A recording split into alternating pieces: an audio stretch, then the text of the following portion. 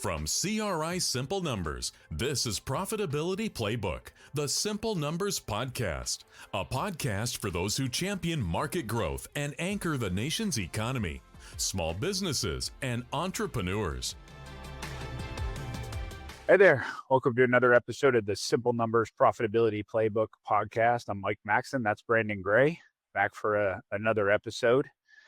And this week we are going to talk about entrepreneurial resources. So, Brandon, I don't know how many entrepreneurs we talk to throughout a year via ones that want to work with us at speaking engagements, conferences, what have you.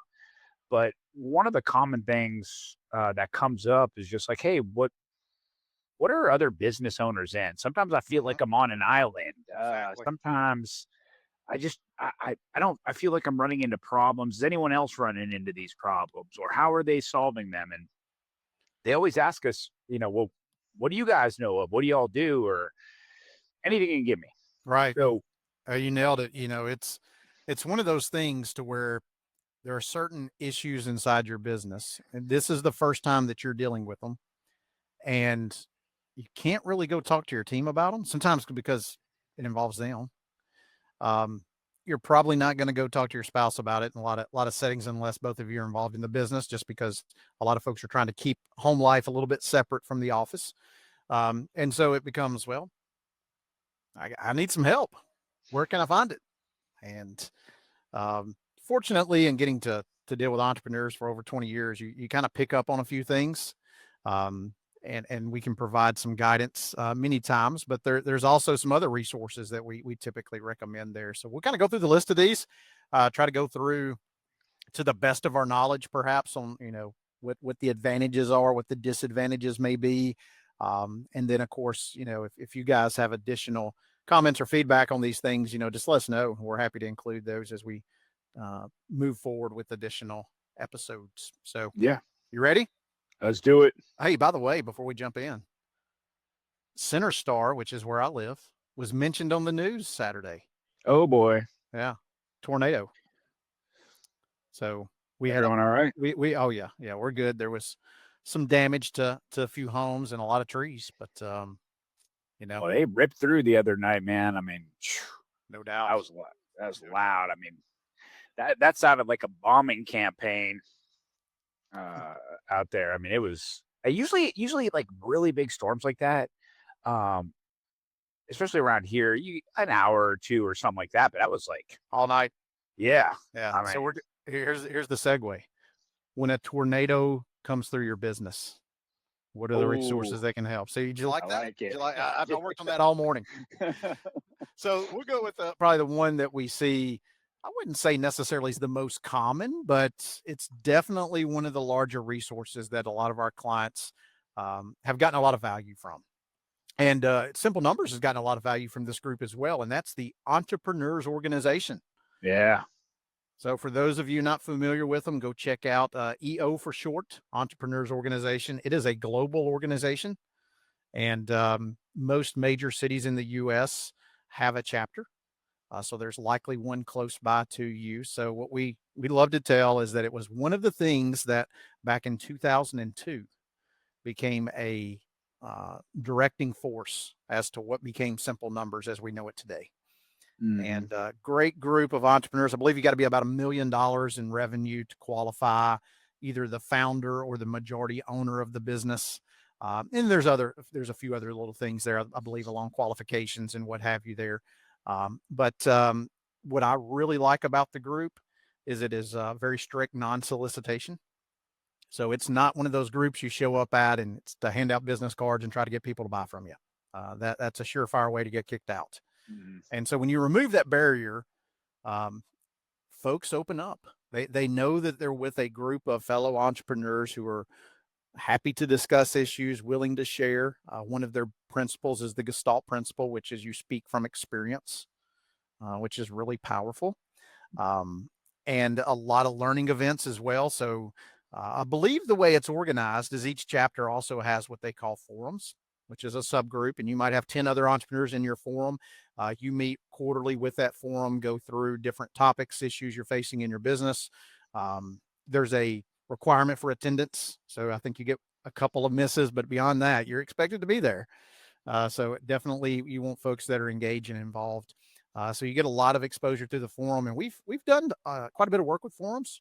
I know several times the groups have asked us to consolidate their financial information into the simple numbers format and come and present, discuss, do Q&A with the forum in particular. Most of them have a budget for education. And so we can kind of help that forum get to the next level, you might say, through, hey, everyone kind of talks about where they are, but when you put the numbers up, it really brings about a lot of clarity. And more importantly, you can better explain a situation or an issue you're dealing with many times when you look at the numbers behind it. And so that's been a really good benefit, I think, that we've been able to add to some of those forum groups. And then the chapters, they have a lot of continuing ed. Yeah, that's what I was going to say. Speaking, other resources they can bring in, tap into. I mean, it's just not about, I mean, the forums are great to me, but what the chapters can have and leverage, especially when you look at the global entrepreneur side of it, where from bringing things together to passing around information and knowledge is pretty good. We got one upcoming in two in July or June, actually, that we're speaking at to the chapter.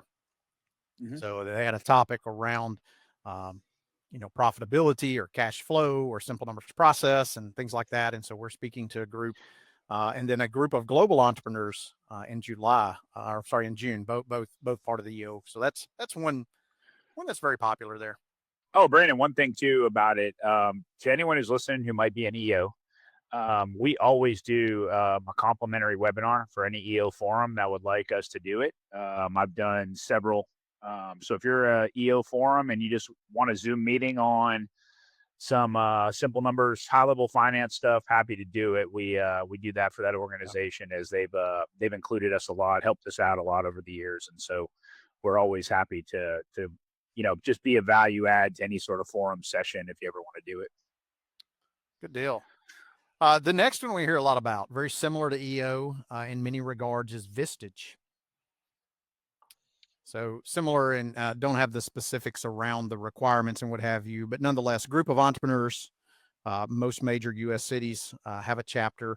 Many Vistage groups will bring in a facilitator, and they have a Vistage process, a certification process to become a Vistage facilitator that's with your group each time that they meet, or at least formally meet. And so it's a little bit different in terms of you've got someone who's always facilitating the conversation. Many times there's a topic, once again, that they're going to focus on. They'll bring in an outside expert. We've spoken at several of these as well, and kind of facilitate the conversation and the presentation from that standpoint. Very similar in terms of, getting candid feedback. A very close group of entrepreneurs. So I think that's another great option for folks to look at as well, are Vistage groups. Yeah, excellent. Yeah, same thing. A lot of the ones we work with have been in Vistage as well. Another good one with high marks on what they get out of it. Definitely. There's a third one. So that is another O organization, Young Presidents Organization. We've had several clients that have been part of that. Now, for Young Presidents Organization, I believe it's for larger businesses. So if you're north of $15, $20 million in revenue, somewhere in that neighborhood is typically kind of what the group is looking to attract. Once again, and that's not good or bad. It's just you want to have businesses that are of similar size so that you can share better, because you're going to have a different set of issues. For example, if you're $20 million, you may be a little bit more focused on owner independence than when you're $2 million. And so a little bit of a different makeup and different group there. We've got some clients who are part of that. One of our clients was telling me last month, so they were on their YPO retreat, and Richard Branson was the speaker, which is pretty cool.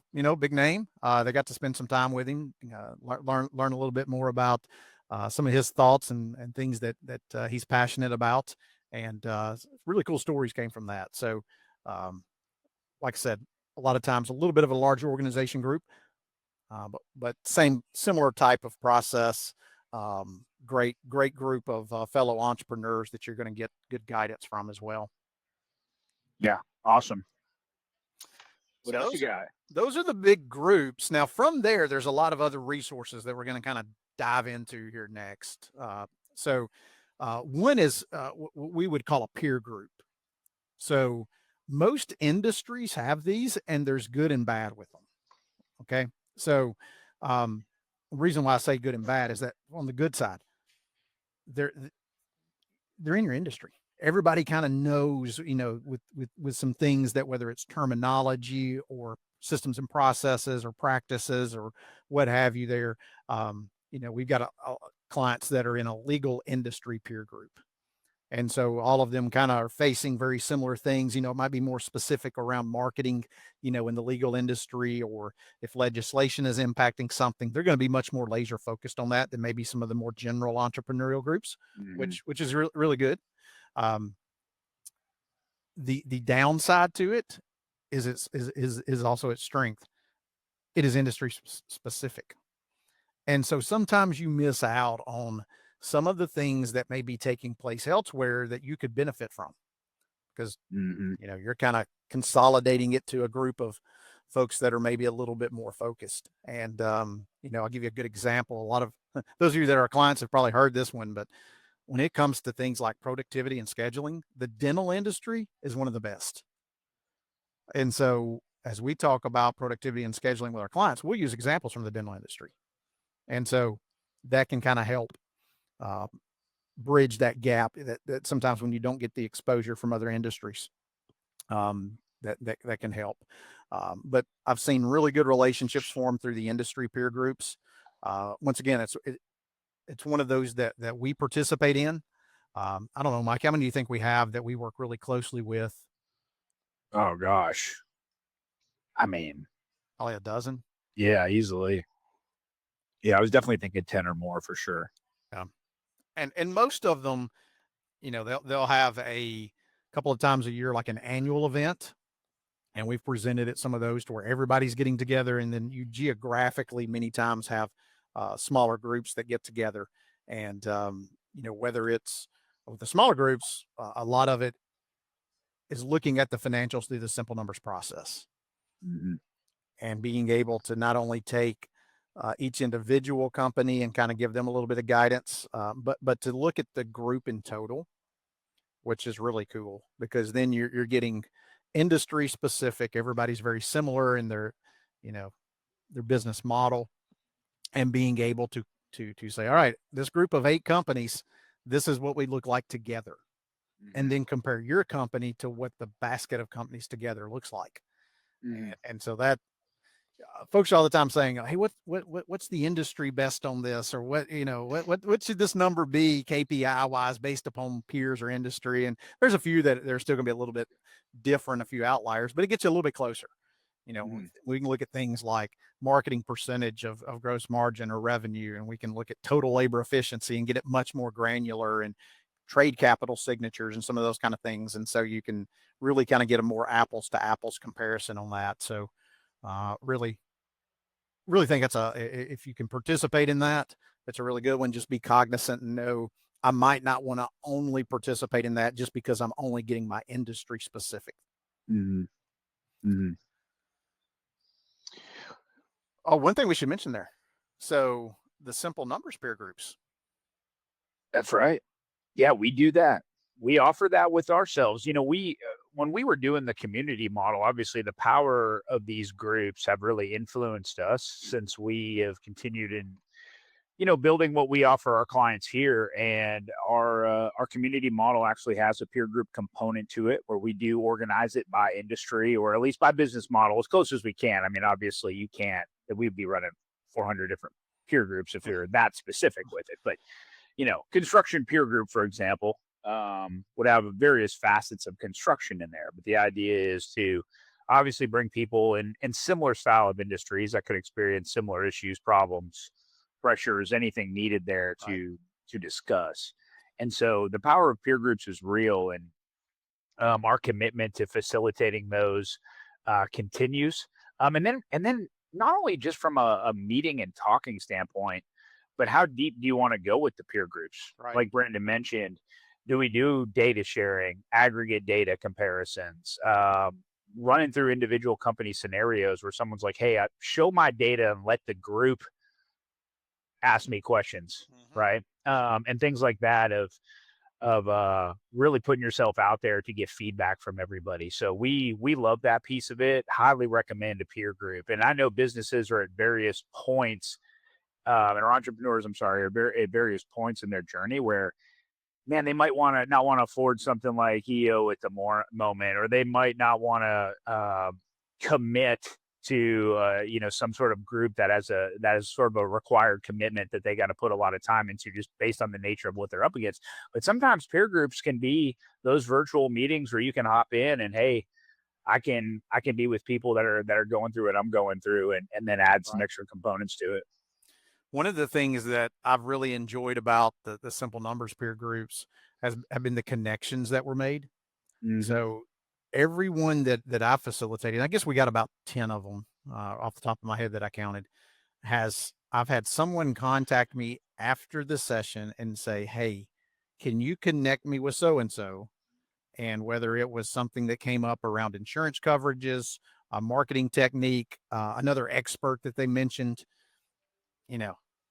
whatever it may be, and form those connections. Because I would say most of the time when it comes to an expert in a field or a specific solution, you're probably not going to chat GPT or to Google to solve it.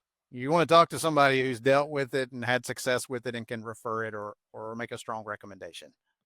And that connection, I think, is really important when it comes to peer groups. So, and two, one other thing, it may not be just for you as the entrepreneur. So I know there are peer groups that exist that may involve more than just you. So there could be one for your operations manager. There could be one for your controller or your CFO, the president of your company, if that's a different role than what you hold as the entrepreneur. And so there's one that we work with, and it's a group of building supply companies, and they have specific content and groups for like managers, store managers, operations managers. They've even got one that I really enjoyed, which was for the next generation, because many of those are family-owned businesses. And so as they had the next generation getting closer to being ready to take over the operations, they started a peer group with them so that a couple of years in advance, they could get exposed to different areas of the business and what other people are doing. That way, it's just not day one, here's the keys to the car, good luck. I think that this has probably been the most, and I mean, man, me and you've been doing this a long time, and this has probably been the most, probably in the last like 3 years, groups reaching out to us and wanting us to be a part of this stuff, and offer everything from financial analysis to pricing strategy to analyzing the group as a whole to individual company breakdowns, and really beginning to put themselves out there from a financial perspective. Because of course, a lot of people listen to this. I don't know the company size. We don't pull that of people listening to this, but I would argue that a lot of them are small businesses, and most small businesses aren't paying an arm and a leg for hardcore financial. Sometimes having an internal financial person at a $5 million company outside of maybe a bookkeeper is expensive, right? And so the need to bring in financial resources, and it's been amazing. And Brandon, I don't know if you've just noticed it. I mean, a significant increase within the last 3 years of people requesting us to come in there. I have a theory on that. It was really easy until the past 3 years. I mean, in context of from 2009 to 2022, it was a great season. Yeah. I mean, we had Sean Bussey on our community coaching call, and I think he hit the nail on the head. He said it was one of the best marketplaces we have ever seen for easy and inexpensive customer acquisition. Business we wouldn't say it's easy. It's never easy, but it was easier than what it is now. And now, given the climate, there's more questions than there are answers. And so I think that's why we've seen an uptick in folks kind of reaching out and saying, hey, we're all just kind of looking at each other like a hog looking at a wristwatch, trying to figure out which way to go.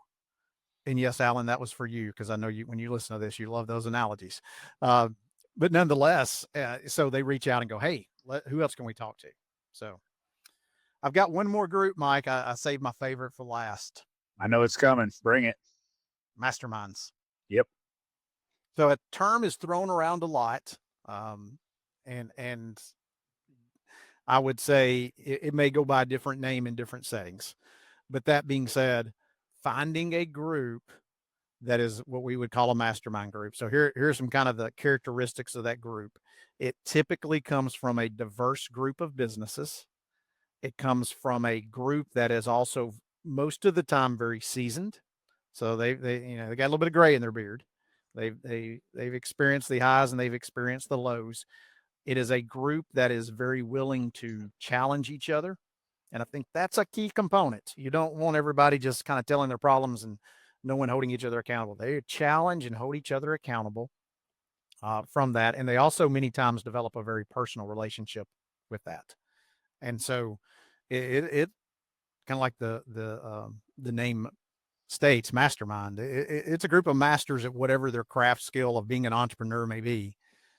And it's intense.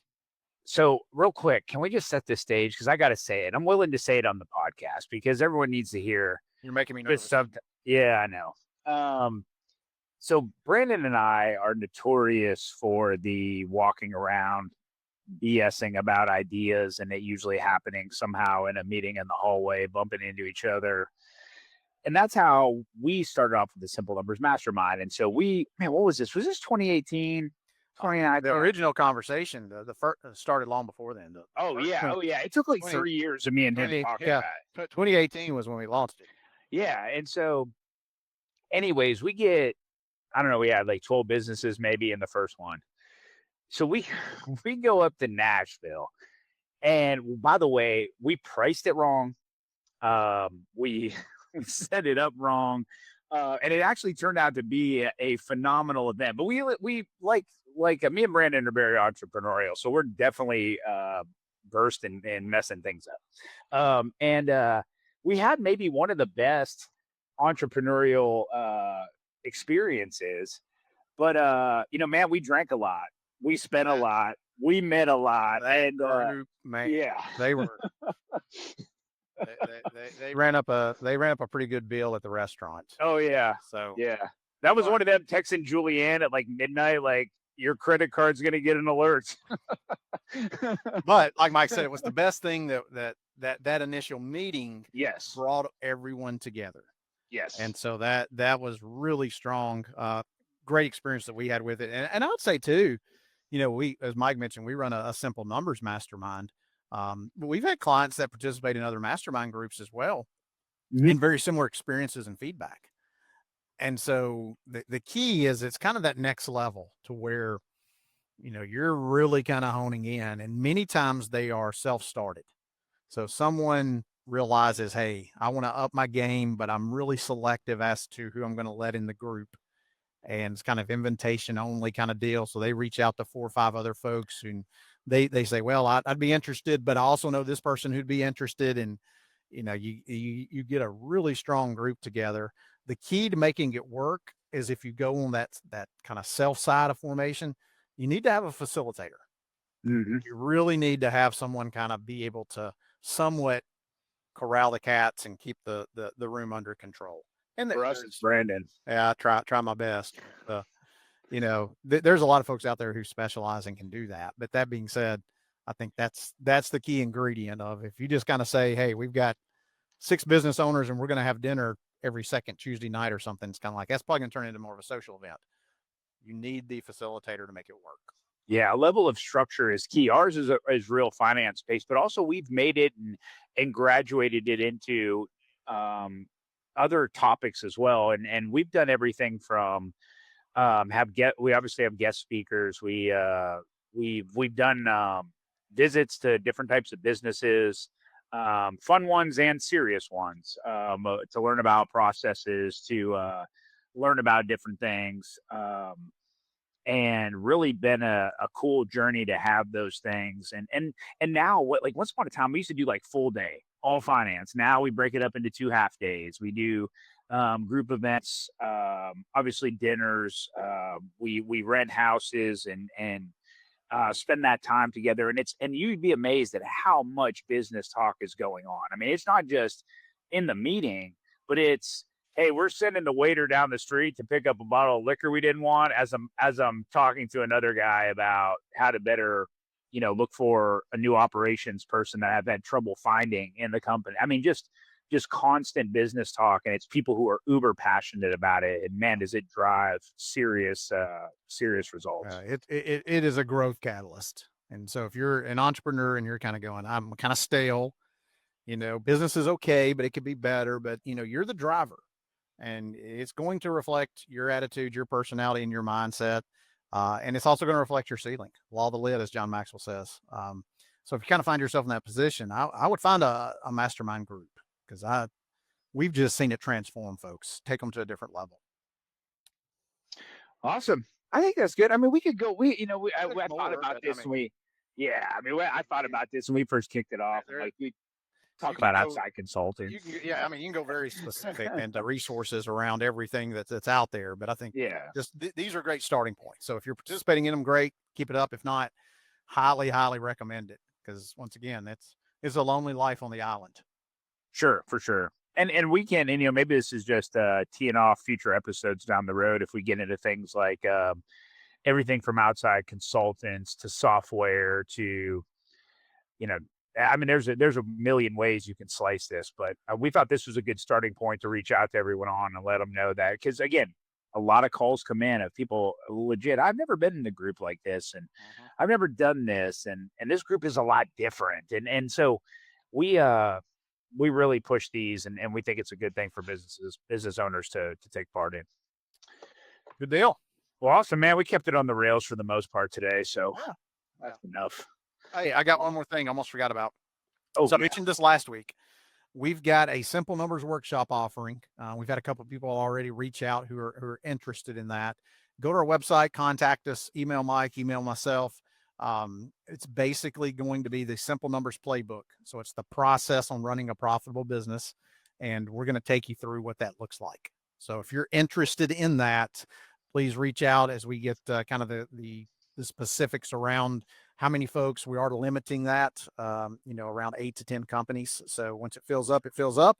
But if you're interested, let us know, and we'll be back in touch to get you the specific details around that. Hey, and real quick, I have had some emails come in through like our contact form and everything about this podcast, but feel free to email me directly, mike.maxson, MAXSLN, at simplenumberscri.com. If you want to shoot me an email that way, it's available. It's on our website as well, simplenumberscri.com. And, you can hit me up that way in case you don't want to go searching around for the contact form. I don't even know how you get to that thing anyway. It hopefully works, but I know a direct email will work. So yes. Yeah, I will get that one. So, but hey, we appreciate y'all listening. We'll be back next week. And stay tuned for more guests, more content. And like we always say, feel free to reach out if you want us to talk about anything in particular. I know we got a lot coming this way on the tariffs. We've sort of been, we know now what it is. And we're going to now start seeing how things are going to settle with companies and some of the impact now that numbers have been released. So I'm sure we are going to talk about that soon. Got some thoughts on it. All right. Well, hey, you all have a good one, and we'll catch you next week. See y'all. If you want to know more about driving sustainable profitability for your business, or are interested in learning more about CRI Simple Numbers, please visit our website at simplenumberscri.com. Thanks for listening to this episode of Profitability Playbook, the Simple Numbers Podcast. You can subscribe to Profitability Playbook on Apple Podcasts, Spotify, or wherever you prefer to listen to podcasts. If you liked what you heard today, please leave us a review.